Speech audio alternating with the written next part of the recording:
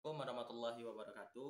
Perkenalkan, nama saya Ikhwan Nusofa dari jurusan Kesehatan Prodi Ilmu Keperawatan Universitas Wardeko Bukit Tinggi. Di sini saya akan menjelaskan 10 sistem organ pada manusia, dari sistem saraf sampai sistem imun dan hematologi. Baik, yang pertama itu materinya adalah sistem persarafan. Sistem persarafan adalah sistem yang mengatur dan mengendalikan semua kegiatan aktivitas tubuh kita, seperti berjalan, menggerakkan tangan, mengunyah, makan, dan lainnya. Sistem saraf tersusun atas jutaan serabut sel saraf, yaitu neuron, yang berkumpul membentuk suatu berkas atau vaskulum. Neuron adalah komponen utama dalam sistem saraf. Fungsi. Sistem saraf sebagai sistem koordinasi mempunyai 3 fungsi utama, yaitu mengatur atau mengendalikan kerja organ tubuh, pusat pengendalian tanggapan, alat komunikasi dengan dunia luar. Yang selanjutnya itu struktur sistem persarafan. Struktur sistem persarafan, perjalanan purba. Setiap neuron terdiri dari satu badan sel yang di dalamnya terdapat sitoplasma dan inti sel. Dari badan sel keluar dua macam serabut saraf, yaitu dendrit dan akson atau neurit. Dendrit berfungsi menangkap dan mengirim impuls ke badan sel saraf, sedangkan akson berfungsi mengirim impuls dari badan sel ke jaringan lainnya. Akson biasanya sangat panjang, sebaliknya dendrit pendek. Jenis sistem persarafan terdiri 5 jenis sistem persarafan, yaitu unipolar neuron, biopolar neuron, interpolar neuron, pyramidal cell, motor neuron. Sistem persarafan berdasarkan letak dan kerjanya. Sistem persarafan terdiri atas 3 bagian. Yang pertama itu adalah sistem saraf pusat, yaitu otak, sumsum tulang belakang. Yang kedua, sistem persarafan yaitu tepi, 12 pasang saraf serabut otak, 31 pasang saraf sumsum tulang belakang. Yang ketiga, sistem saraf atau autonom. Yang pertama yaitu susunan saraf implantik, susunan saraf parasimpatik. Nah, yang selanjutnya itu adalah fungsi sistem endokrin. Nah, fungsinya itu adalah bertanggung jawab untuk mengatur berbagai fungsi tubuh melalui pelepasan hormon seperti metabolisme, tumbuh kembang, dan reproduksi seksual. Nah, baik, itu di sistem endokrin ada 5 kelenjar. Yang pertama itu adalah kelenjar tiroid. Nah, kelenjar itu terletak di bawah leher di bagian depan yang menghasilkan hormon tiroid yang mengatur metabolisme tubuh. Nah, yang selanjutnya itu adalah kelenjar paratioid. Itu adalah 2 pasang kelenjar kecil yang tertanam di setiap sisi permukaan kelenjar tiroid. Nah, fungsinya itu adalah melepaskan hormon piratoid yang berfungsi untuk mengatur kadar kalsium. Nah, yang ketiga itu adalah hipotalamus, yaitu mengeluarkan hormon yang merangsang dan menekan pelepasan hormon yang disekresikan menuju kelenjar hipofisis. Nah, selanjutnya yaitu adalah kelenjar hipofisis, yaitu adalah tepat di bawah hipotalamus. Setelah mendapatkan rangsangan dari hipotalamus, kelenjar fisoid itu memproduksi hormon yang membantu dan mengatur pertumbuhan. Nah, yang terakhir itu adalah kelenjar adrenal, yaitu berbentuk segitiga yang berada di setiap ginjal dan terdiri dari 2 bagian. Yang pertama itu bagian luar disebut dengan kontraks adrenal, dan bagian kedua itu adalah medula adrenal yang terletak di bagian dalam. Nah, selanjutnya itu adalah sistem reproduksi. Reproduksi adalah salah satu dari sekian banyak ciri makhluk hidup. Nah, ini adalah proses saat manusia hidup bisa menghasilkan keturunan dengan tujuan supaya dapat tetap mempertahankan kelangsungan hidup spesiesnya. Nah, reproduksi pada manusia berarti itu membahas suatu sistem yang berbeda struktur dan fungsinya pada pria dan wanita. Nah, sistem reproduksi adalah yaitu kumpulan organ internal dan eksternal yang bekerja sama untuk tujuan prokreasi. Nah, selanjutnya itu adalah reproduksi pada wanita. Nah, organ reproduksi pada wanita itu lebih banyak terletak pada bagian tubuh yang dalam, itu meliputi yang pertama itu adalah tuba falopi. Nah, jalur yang menghubungkan ovarium dan rahim yang berguna untuk mempergerakkan sel telur.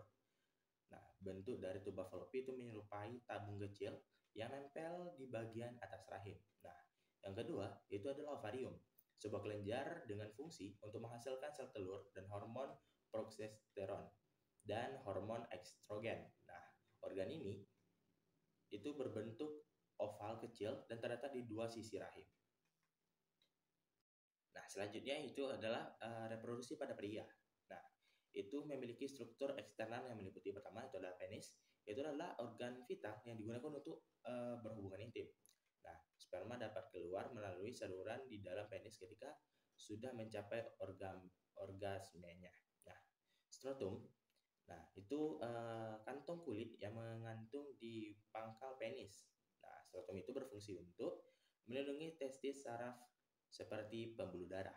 Nah, yang selanjutnya itu adalah testis, itu suatu tempat yang memiliki fungsi untuk memproduksi sperma dan hormon testosteron. Nah, bagian ini adalah organ yang terpenting di dalam reproduksi pria. Nah, selanjutnya itu adalah vagina. Nah, berfungsi sebagai jalur penghubung antara sel Friggs itu ke bagian luar tubuh. Selain itu, vagina juga itu berguna sebagai jalan keluar bayi saat proses melahirkan. Nah, yang selanjutnya itu adalah rahim. Itu berguna sebagai tempat janin untuk berkembang ketika kehamilan terjadi. Nah, rahim ini itu berbentuk menyerupai sebuah pir. Nah, itu merupakan organ rongga yang wajib dimiliki setiap wanita yang ingin hamil. Nah, selain itu, wanita juga memiliki beberapa organ tambahan, itu seperti labu labium mayor dan labium minor. Itu kelenjar Barthion, itu klitorin. Nah, baik. Sistem selanjutnya itu adalah sistem muskuloskeletal. Nah, sistem yang terdiri dari otot, jaringan, ikat, saraf, serta tulang dan sendi. Nah, sistem ini berperan penting dalam gerakan tubuh. Oleh karena itu, bila sistem muskuloskeletal terganggu, nah, itu kemampuan dalam bergerak akan melakukan aktivitas pun bisa terganggu. Nah, selanjutnya itu adalah otonomi sistem muskuloskeletal. Nah, sistem muskuloskeletal itu tersusun dari berbagai bagian dan jaringan tubuh. Yang pertama itu adalah tulang. Nah, tulang itu merupakan salah satu bagian utama dalam sistem muskuloskeletal yang berfungsi untuk menopang dan memberikan bentuk tubuh, menunjang gerakan, dan melindungi organ-organ tubuh. Nah, orang dewasa itu umumnya memiliki sekitar 206 tulang. Nah, tulang terdiri dari lapisan luar dan dalam. Nah, lapisan luar tulang itu memiliki tekstur keras dan terbentuk dari protein, kolagen, serta berbagai macam mineral dan termasuk kalsium. Nah, baik, yang selanjutnya itu gangguan pada sistem muskuloskeletal. Nah, yang pertama itu adalah cedera. Nah, misalnya itu seperti patah tulang, diskolasi. Nah, kelainan yang kedua itu adalah bentuk tulang misalnya itu diakibatkan karena cedera. Nah, sudah itu karena yang ketiga itu adalah infeksi pada tulang dan jaringan di sekitarnya. Yang keempat itu gangguan persendian. Itu contohnya robekan pada segmen dan diskulasi sendi. Nah, yang kelima itulah gangguan pada sendi lutut. Nah, baik, yang kedua itu adalah sendi. Nah, sendi itu merupakan sambungan antara dua tulang. Sendi itu ada yang bisa digerakkan, tetapi ada juga yang tidak. Nah, sendi yang tidak bisa digerakkan itu contohnya adalah sendi yang terdapat di lempengan tengkorak. Nah, sedangkan sendi yang bisa digerakkan itu meliputi sendi jari dan kaki. Nah, yang ketiga itu adalah otot. Nah, ada 3 jenis otot yang merupakan bagian dari sistem muskuloskeletal, yaitu otot rangka, otot jantung, dan otot polos. Nah, oke. Yang selanjutnya itu adalah sistem pernapasan. Nah, sistem pernapasan itu juga biasa disebut dengan sistem respirasi. Nah, itu merupakan sistem organ yang gunanya untuk proses pertukaran gas. Nah, di mana sistem pernapasan ini itu merupakan salah satu sistem yang berperan sangat-sangat penting itu dalam suatu tubuh untuk menunjang kelangsungan hidup. Nah, selanjutnya itu adalah cara kerja sistem pernapasan. Yang pertama itulah inspirasi. Nah, ketika seseorang bernapas, itu impuls saraf dari otak menyebabkan otot-otot pernapasan itu seperti diafragma dan otot intraiga itu berkontraksi. Nah, kontraksi ini yang mengakibatkan peningkatan volume pada rongga dada. Nah, baik yang kelima itu adalah transportasi karbon dioksida. Nah, karbon dioksida itu dikeluarkan dari paru-paru, akan diangkut oleh darah dan dibawa kembali kembali ke jantung. Nah, darah yang mengandung karbon dioksida tersebut akan dipompa oleh jantung di paru-paru, di mana karbon dioksida itu dapat dilepaskan melalui proses pertukaran gas di alveoli saat kita mengembuskan nafas. Nah, baik, yang kedua itu adalah transportasi oksigen. Nah, oksigen dimasukkan dalam paru-paru itu diangkut oleh darah melalui pembuluh darah paru-paru yang kemudian menuju jantung. Nah, darah yang mengandung oksigen akan dipompa oleh jantung ke seluruh tubuh melalui sistem peredaran darah. Nah, yang ketiga itu adalah pertukaran gas di alveoli. Nah, di dalam paru-paru itu gas tersebut akan terbawa oleh darah melalui alveoli, kantung-kantung kecil yang melapisi dinding paru-paru. Nah, pada alveoli ini terjadi pertukaran gas oksigen dalam alveoli dan darah dalam kapiler yang melapisi alveoli. Nah, yang keempat itu adalah ekspirasi. Nah, setelah oksigen terserap oleh darah, karbon dioksida yang dibawa oleh darah akan kembali ke paru-paru. Nah, influx saraf otak itu menyebabkan otot pernapasan relaks dan mengurangi volume rongga dada yang meningkatkan tekanan di dalam paru-paru. Nah, selanjutnya itu adalah gangguan sistem pernapasan. Yang pertama itu adalah flu. Flu adalah gangguan pernapasan oleh virus influenza yang bisa terjadi pada hidung, kerongkongan, hingga paru-paru. Gejalanya itu seperti pilek, sakit tenggorokan, bersin-bersin, demam, radang disertai batuk. Nah, yang kedua itu adalah asma. Asma adalah penyakit peradangan kronik yang menyebabkan masalah pernapasan. Penyakit pernapasan ini terjadi pada saluran pernapasan yang sempit karena meradang atau tersumbat oleh lendir. Nah, yang ketiga itu adalah TB, itu tuberkulosis. Nah, tuberkulosis ini adalah penyakit paru-paru yang disebabkan oleh bakteri. Nah, jika tidak segera mendapatkan perawatan medis, bakteri ini akan menyerang jaringan paru-paru dan menyebar hingga menyebabkan kerusakan pada organ tubuh lainnya. Nah, gejalanya itu batuk berlangsung lebih dari 2 minggu, berat badan turun dan tidak bernafsu makan, lemas dan kelelahan. Nah, baik, yang selanjutnya yaitu adalah sistem kardiovaskular. Nah, sistem kardiovaskular itu adalah penyakit yang disebabkan oleh adanya gangguan pada jantung dan pembuluh darah. Nah, contohnya yaitu adalah arrhythmia, gangguan jantung, dan hingga stroke.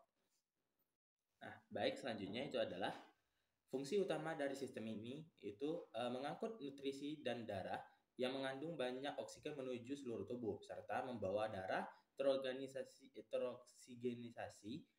kembali ke paru-paru. Nah, berikut ini adalah ada jaringan yang membentuk sistem tersebut. Nah, yang pertama itu adalah jantung. Sebuah pompa berotot yang mendorong darah ke seluruh tubuh. Nah, yang kedua itu adalah sistem tertutup pembuluh darah. Nah, itu yang meliputi, yang pertama itu adalah arteri. Itu pembuluh yang membawa darah ke jantung dari jantung. Nah, yang kedua itu adalah vena. Itu pembuluh darah yang membawa darah kembali ke jantung. Nah, yang ketiga itu adalah kapiler. Itu pembuluh kecil yang bercabang dari arteri untuk mengalir ke darah ke seluruh tubuh jaringan tubuh. Nah, yang selanjutnya itu adalah contoh penyakit kardiovaskular. Yang pertama itu adalah serangan jantung. Nah, serangan jantung itu disebabkan oleh penyumbatan atau robekan pada pembuluh darah arteri. Nah, yang kedua itu adalah stroke.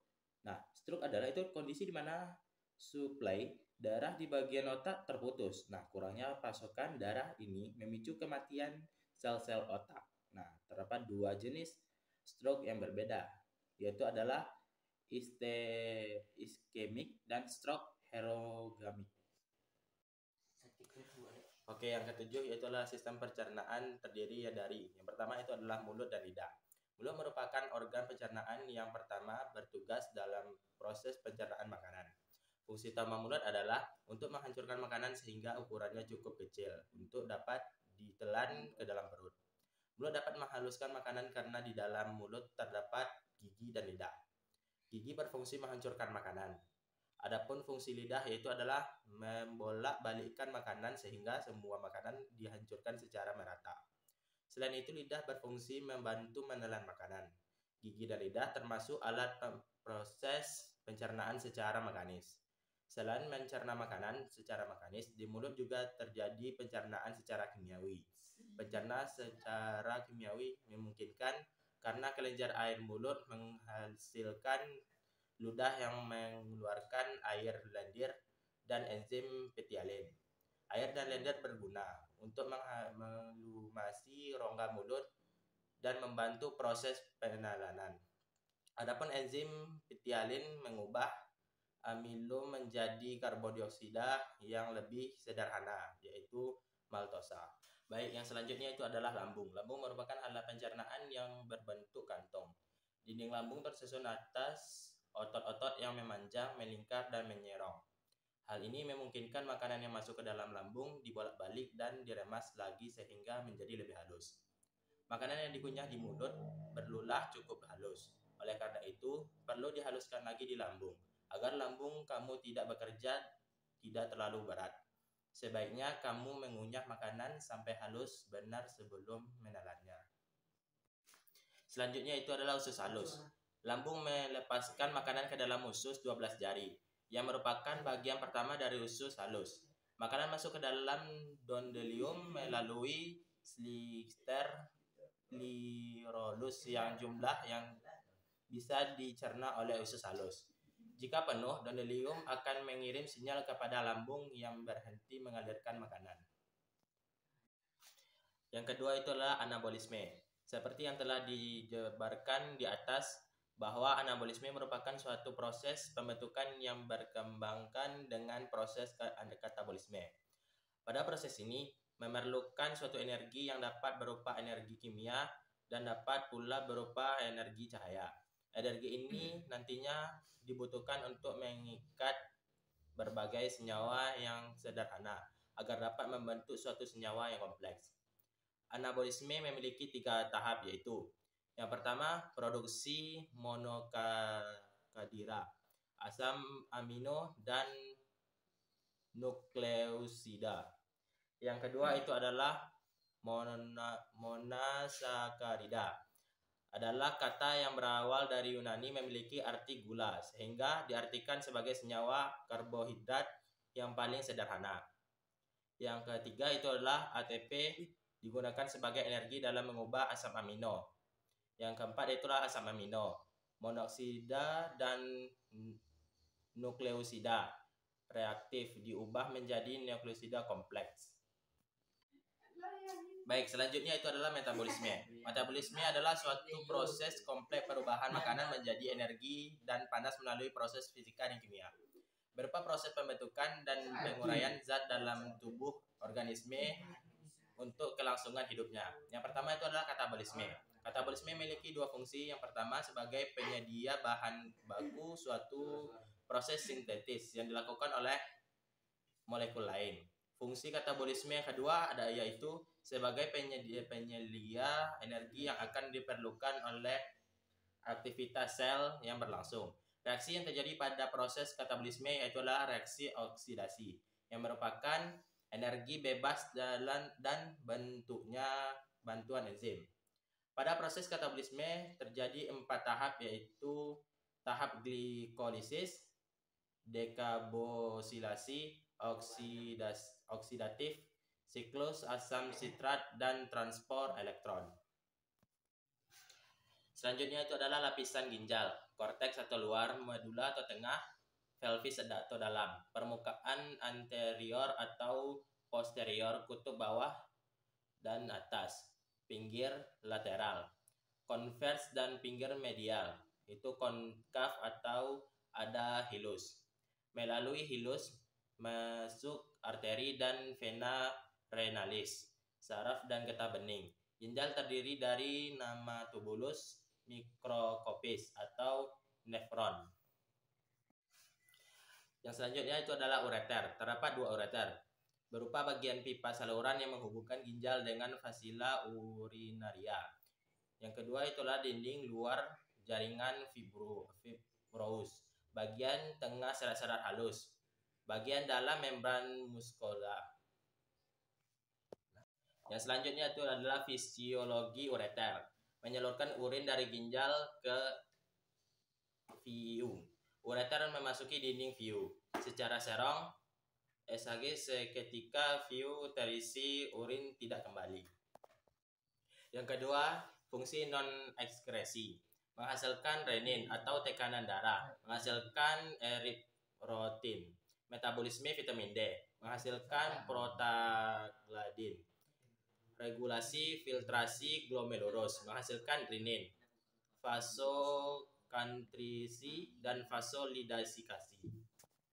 Selanjutnya itulah heparon, unit fungsional dari ginjal, terdiri sekitar 1 juta heparon setiap ginjal, berawal dari berkas kapiler. Glomerulus dikelilingi oleh membran atau kapsula Bowman. Bisa bertahap dengan 1% hepson. Fisiologi VIU, tempat menampung urin sebelum dikeluarkan dari tubuh. Dengan terisinya VIU sampai 500 cc. Otot tresor relax. Otot polos pinter internal berkonstruksi, mempertahankan kontinen. Fisiologi renal, fungsi ekskresi, mempertahankan osmolasitas plasma, mempertahankan kadar elektrolit plasma, mempertahankan pH plasma, mengekskresikan produk akhir nitrogen bersama urin. Selanjutnya sistem perkemihan. Yang pertama ginjal atau renal, yang kedua ureter, yang ketiga fasika urania, yang keempat uretna. Ginjal, organ berbentuk kacang terletak di dua sisi kolumna vertebra T12 sampai L3. Retroperitoneal di belakang abdomen dan peritoneum. Di depan 2 costae terakhir dan 3 otot besar. Dipertahankan posisi oleh bantalan lemak tebal. Rekdektra sedikit lebih rendah atau hepar. Panjang 11-13 cm, lebar 5-7 cm, tebal 2-3 cm. Berat orang dewasa kurang lebih 150 gram. Vesika uranida, berbentuk seperti buah pir, terdiri dari fundus dan bladder pad. Terletak dalam punggung di belakang simsis pubis. Dindingnya terdiri dari lapisan serosa, otot, moluska, dan transional. Memiliki 3 muara disebut dengan trigone. Terdapat 2 sphincter internal dan eksternal. Kulit menutupi seluruh bagian tubuh dan beratnya sekitar 7% dari total berat tubuh. Dalam 1 cm persegi luas kulit terdiri dari 70 cm pembuluh darah, 100 kelenjar keringat, 15 kelenjar minyak, 230 penerima rangsangan, dan sekitar 5.000 sel kulit yang secara berkala mati dan memperbaharui. Tebal kulit memulai dari 1,5 sampai 4 mm atau lebih. 2. Lapisan yang jelas. Lapisan paling luar adalah lapisan epidermis, sebuah jaringan membran yang tebal, dan lapisan yang kedua dermis, sebuah jaringan yang serabut yang saling berhubungan. Dan di bawah dermis terletak lapisan lemak yang bernama hipodermis. Yang kedua itu adalah fungsi kulit. Yang pertama proteksi. Kulit memberi bantalan dan melindungi organ tubuh dan melindungi seluruh badan dari kerusakan fisik seperti pukulan dan luka sayat. Kulit memberikan perlindungan dari bahan kimia yang berbahaya, kerusakan strimal seperti panas dan dingin, dan melindungi dari rangsangan bakteri. Yang kedua, persepsi. Mengandung ujung saraf sensorik dari dermis dan subkutis. Yang kedua adalah persepsi, mengandung ujung saraf sensorik subkutis. Yang pertama adalah Pacinian corpus, rasa tekanan atau epidermis. Meisen bodies, itu rasa perabaan atau dermis. Yang ketiga tuh Krause bodes, rasa dingin, dermis. Ruffini bodes, rasa panas, dermis dan epidermis. Michael Refin bodes, rasa perabaan, epidermis. Selanjutnya itu lapisan epidermis. Terdiri dari 5 lapisan stratum berurutan dari atas ke bawah. Yang pertama itu stratum corneum, yang kedua stratum lucidum, yang ketiga stratum granulosum, yang keempat stratum spinosum atau spongiosum, yang kelima stratum basellae. Selanjutnya lapisan dermis.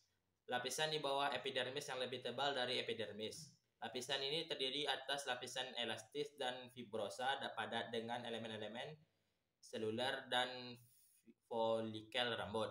Lapisan ini terbagi menjadi 2 bagian. Yang pertama stratum papillaris, menonjol ke epidermis, jaringan fibros tersusun longgar dan berisi ujung serabut saraf dan pembuluh darah. Yang kedua stratum reticularis, bagian bawahnya menonjol ke arah subkutan. Lapisan ini terdapat sel fibrosit atau fibroblasts, sel makrofag, sel mastrofit, jaringan ikat, kolagen, elastin. Selanjutnya itu lapisan subkutis. Kelanjutan dermis terdiri dari jaringan ikat longgar berisi sel-sel lemak merupakan sel bulat. Lapisan ini terdapat ujung-ujung saraf tepi, pembuluh darah, dan pembuluh getah bening. Selanjutnya itu ada anesa kulit. Yang pertama itu kelenjar kulit. Terdapat di lapisan dermis terdiri atas. Yang pertama itu adalah kelenjar keringat. Ada 2 macam. Yang pertama itu kelenjar ekrin, terletak dangkal di dermis dengan sekret yang encer, berbentuk spiral, bermuara langsung di permukaan kulit, yang terdapat di seluruh permukaan kulit. Terbanyak di telapak tangan dan kaki, dahi, dan aksila. Yang selanjutnya itu adalah kelenjar spokrin, dipengaruhi oleh saraf adenegrik, terdapat di aksila, mamae. B. Kelenjar ophiolite. Kelenjar ini berhubungan dengan rambut, mempunyai saluran tersendiri. Sekret yang keluar disebut dengan sebum. Hiperaktivitas kelenjar sebasea disebut dengan seboseo. Fungsi utama sebelum memperkecil pengusapan, memikai kulit, melindungi kulit dari trauma kemis dan fisik. Rambut mempunyai hubungan erat dengan kelenjar sebaea, karena kelenjar sebaea bermuara di folikel rambut. Rambut terdapat hampir di seluruh badan kecuali telapak tangan dan kaki. Rambut termasuk folikel rambut mempunyai kutis sampai subkutis. Tumbuhnya rambut tergantung lokalisasinya, yaitu di kepala kurang lebih 0,35 mm per hari. Normal rambut gugur setiap hari rata-rata 20-100 lembar. Kuku, bagian terminal lapisan tanduk yang menebal. Otot, terdapat otot polos yang disebut M. erector pili yang arahnya dari papil ke folikel rambut pada sudut tumpul. Bila otot ini berkontraksi, maka rambut akan berdiri tegak. Kulit merupakan organ tubuh yang terletak pada luar sebagai alat proteksi terhadap organ-organ yang ada di bawahnya. Luas kulit orang dewasa 0,5 mm per sekon, dengan berat kira-kira 15% dari berat badan manusia. Kulit dapat bergerak dan merangsang tergantung dari tebal kulit, jumlah lipatan kulit, elastisitas kulit, perlekatan kulit dengan jaringan di bawahnya, umur individu. Gambaran kulit yang terlihat khas yaitu mempunyai gambaran berbentuk atau melingkar, seperti pada telapak tangan atau kaki. Embriologi kulit berasal dari endoderm. Yang kedua itu mesoderm. Yang pertama itu adalah dermis, yang kedua subkutis. Anesa kulit, kelenjar kulit. Yang kedua itu rambut, kuku, otot, saraf, pembuluh darah, getah bening. Anatomi secara histopagonik. Pembagian kulit secara garis besar tersusun dari 3 lapisan. Yang pertama itu adalah lapisan epidermis, yang kedua epidermis, yang ketiga lapisan subkutis. Tidak ada garis tegas yang memisahkan dermis dan subkutis. Subkutis ditandai dengan adanya jaringan ikat longgar dan adanya sel serta jaringan lemak. Selanjutnya itu adalah sistem imun. Yang pertama itu antigen. Antigen adalah bahan asing yang menyebabkan limfosit merespon. Antigen dapat berupa yang pertama itu adalah protein, pilasakarida, lemak. Bahan asing yang menunjukkan antigen dideskripsikan sebagai antigenik. Selanjutnya itu adalah jenis-jenis imunitas. Yang pertama itu adalah imunitas genetik. Imunitas didapat secara alamiah. Nah, itu terbagi menjadi dua. Yang pertama itu imunitas aktif. Itu terangsang penyakit. Yang kedua itulah imunitas pasif. Itu seperti antibodi dari ibu. Yang bertahan selama 6 bulan. Nah, yang kedua itu adalah imunitas dapat secara artifisial. Itu terbagi menjadi dua. Yang pertama itu adalah imunitas aktif, contohnya seperti vaksin. Yang kedua itu imunitas pasif seperti imunoglobulin. Yang selanjutnya itu adalah cara antibodi menghancurkan antigen. Nah, yang pertama cara langsungnya itu reaksi antigen itu ke antibodi, aglutimasi, dan mempermudah sel fagosit menghancurkan antigen. Nah, aktivasi sistem komponennya itu pertama itu merangsangkan kemotasis, mendukung aglutinasi, patogen rentan terhadap itu fagositosis. Nah, mendorong lisis atau ruptur membran sel 88. Yang selanjutnya itu adalah peradangan. Respon tubuh bila berkonfrontasi dengan pengganggu. Nah, pengganggu itu adalah patogen, fiksi, panas dan dingin berlebihan. Bila pengganggu disebabkan oleh patogen, peradangannya disebut dengan infeksi. Nah, itu guys. Yang selanjutnya itu adalah penyakit autoimun. Nah, sel T menyerang diri sendiri, autoimunitas dan penyakit autoimun. Nah, yang pertama itu adalah tiroiditis. Yang kedua itu adalah systemic lupus. Yang ketiga itu demam rematik. Yang keempat artritis reumatoid. Selanjutnya itu adalah limfosit B. Nah, limfosit B itu terdapat di dalam hati dan sumsum tulang belakang. Nah, jaringan limfosit itu terdapat itu 20-30% limfosit darah. Nah, yang selanjutnya itu adalah imunitas non spesifik. Yang pertama itu lini pertama. Nah, yang lini pertama itu penghalang mekanik, penghalang kimiawi, dan refleks tertentu. Nah, lini kedua yaitu yang pertama fagositosis, peradangan, demam, protein pelindung, sel pembuluh alami. Nah, yang selanjutnya itu adalah tujuan. Membedakan antara imunitas spesifik dan non-spesifik. Mendeskripsikan proses fagogenesis. Menjelaskan penyebab tanda-tanda peradangan. Nah, selanjutnya itu adalah menjelaskan peran demam dalam memerangi infeksi tersebut.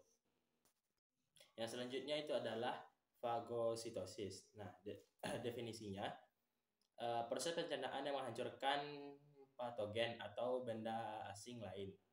Patogenesis melibatkan fagosit, berpindah-pindah neurofit dan monosit. Tetap diadetesis kemotasis. Selanjutnya itu adalah demam. Fagosit ketika melakukan fagositosis, pirogen, hipotalamus, dan temperatur demam. Merangsang fagositosis, menurunkan kemampuan kebagian patagon untuk berkembang biak. Kejang demam. Selanjutnya itu adalah karakteristik peradangan. Nah, yang pertama itulah kemerahan itu rubor, panas itu kalor, pembengkakan itu tumor, nyeri, dolor. Imunitas spesifik pertahanan lini itu terbagi ke itu lini 3. Itu dua sel yang berperan penting. Yang pertama itu adalah limfosit B dan limfosit T. Dan yang kedua itulah makrofag. Selanjutnya itu adalah limfosit T. Nah, sumsum tulang belakang, limfosit kelenjar timus, matang dan berdiferensiasi. Nah, limfosit T diturunkan dari timus, kelenjar limfe dan limpa, serta 70-80% limfosit darah. Nah, selanjutnya itu adalah protein pelindung. Yang pertama itu adalah interferon. Nah, sekelompok protein yang disekresikan oleh sel-sel yang terinfeksi virus, mencegah replikasi virus. Protein komplemen, tidak aktif, diaktifasi, menempelkan ke membran bakteri, menusuk, bocor, pecah, dan mati. Nah, selanjutnya itu adalah antibodi, monoglobulin dalam plasma dan cairan tubuh, bakteri, virus, dan berbagai toksin. Nah, monoglobulin A dalam sekresi kelenjar eksokrin seperti susu, air mata, dan cairan lambung. Nah, imunoglobulin M dalam plasma darah, contohnya itu adalah antigen anti-A dan anti-B pada sel darah merah. Selanjutnya itu adalah beda cara limfosit menyerang antigen. Nah, limfosit T menyerang antigen secara langsung. Nah, yang kedua itu limfosit B menyerang antigen melalui sekresi antibodi. Selanjutnya itu tujuan, memberikan contoh imunitas alami dan buatan yang didapatkan dan aktif dan yang pasif. Nah, meringkas proses reaksi alergi.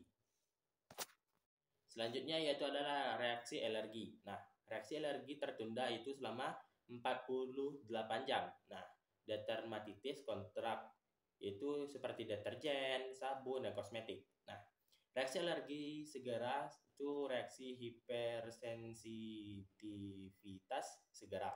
Nah, contohnya itu adalah melibatkan ILI dan energen. Selanjutnya itu adalah penyebab karakteristik peradangan. Nah, jaringan yang cedera, yaitu sel yang mengeluarkan histamin dan bahan lainnya. Dilatasi pembuluh darah. Nah, darah lebih banyak, itu kemerahan dan panas. Nah, cairan yang keluar, itu pembengkakan dan selanjutnya akumulasi cairan dan bahan kimia. Itu merangsang reseptor nyeri dan nyeri. Selanjutnya itu adalah limfosit. Limfosit itu terbagi menjadi dua, yaitu limfosit B dan limfosit T. Nah, limfosit B itu sel B, sedangkan limfosit T itu adalah sel T. Nah, yang selanjutnya itu adalah tujuan, mendeskripsikan hubungan antigen dengan imunitas spesifik. Nah, menjelaskan peran sel T dan imunitas, yaitu adalah mediated. Nah, menjelaskan peran sel B dalam imunitas mediated. Nah, selanjutnya itu menjelaskan dua kategori utama komunitas, itu komunitas genetik dan imunitas didapatkan. Nah, yang selanjutnya itu adalah klarifikasi sistem imun. Yang pertama itu adalah imunitas non-spesifik, yang kedua imunitas spesifik. Nah, baik, yang selanjutnya itu adalah hematologi. Nah, adalah cabang ilmu kesehatan yang mempelajari darah. Nah, organ yang membentuk darah dan penyakit. Asal katanya itu adalah bahasa Yunani, yaitu adalah haima, artinya darah, dan logos, artinya ilmu. Selanjutnya itu adalah pengertian dari darah. Darah adalah itu jaringan ikat yang sel-selnya tertahan dan dibawa dalam matriks cairan atau plasma. Nah, yang selanjutnya itu adalah fungsi dari darah tersebut.